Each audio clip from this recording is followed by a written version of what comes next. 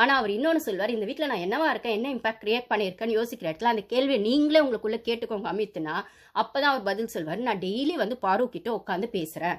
Not only பாரு எல்லார்கிட்டயுமே பேசுறேன். அப்படிலாம் நீங்க சொன்னாலும், பாரு கிட்ட பேசுறீங்க. ஓகே. வந்த வீக்ல நானுமே வீடியோஸ் போட்டிருக்கேன். பாருக்கு அட்வைஸ் பண்ணி, அதுக்கப்புறம் தான் அந்த ஹோட்டல் டாஸ்க்ல பாரு செட்டில் ஆனாங்க அப்படின்னு.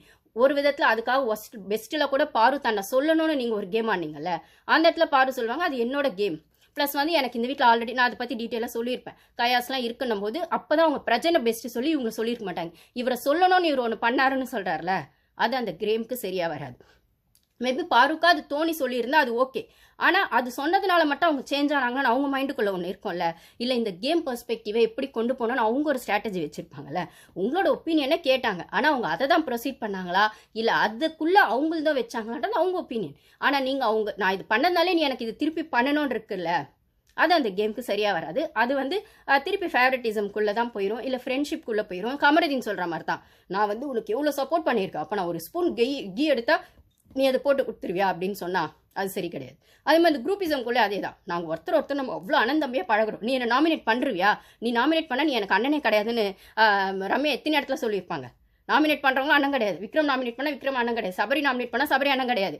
எஃப்ஜே நாமினேட் பண்ணால் எஃப்ஜேவும் ஃப்ரெண்டு கிடையாது. ஒருவேளை நாளைக்கு கனி ரம்யா நாமினேட் பண்ணால் நீயும் எனக்கு அக்கா கிடையாது அப்படின்னா அது அந்த கேம் கிடையாது. நீங்கள் பழகுங்க, பேசுங்க. அதனால தான் அவர் சொல்லுவார், விஜேஸ் நீங்கள் அக்கா தம்பியே கேம் ஆடிட்டு இருந்தீங்கன்னா ஒன்றும் பண்ண முடியாது அப்படின்னும் போது இந்த இடத்துல அமித்தோ அந்த ஃபேவரட்டிசம்குள்ளே அந்த நாமினேஷனுக்குள்ளே வராமல் இருக்கணுன்றதுக்காக அந்த ஃபேவரட்டிசம்க்கு போயிட்டார். நீங்கள் பாரு கிட்ட உட்காந்து பேசுகிறப்போ பாருவோட பெர்ஸ்பெக்டிவ்ல இருக்கிற தப்பு சரி சொல்கிற நீங்கள் மற்றவங்க விஷயத்தில் இருக்க தப்பு சரி பேசுகிறீங்களா?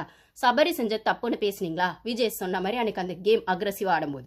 இன்னொரு இடத்துல வினோத் தள்ளி விட்டப்போ கனியை அப்போ நீங்கள் பேசுனீங்களா? வினோத் கிட்ட தனியாக நீங்கள் அப்போ கூட பேசுவானாக்கா தனியாக கூப்பிட்டு என்னதான் இருந்தாலும் உங்கள் அக்ரெசிவ்னஸ் கொஞ்சம் குறைச்சிக்கலாம் வினோத், இது இதே மாதிரி கண்டினியூ ஆனால் உங்கள் பேர் ரிப்பேர் ஆகிடும், ப்ளஸ் இது ஃபேரும் கிடையாது, ஆல்ரெடி இந்த விஷயத்தில் சபரி மாட்டியிருக்காரு அப்படின்னு சொல்லியிருக்கலாம். வினோத்தை கேள்வி கேட்க உங்களுக்கு தைரியம் இல்லை. அங்கே லேடிஸ் வாய்ஸ் ரைஸ் பண்ணாங்க எல்லாருமே வினோத் விஷயத்தில்.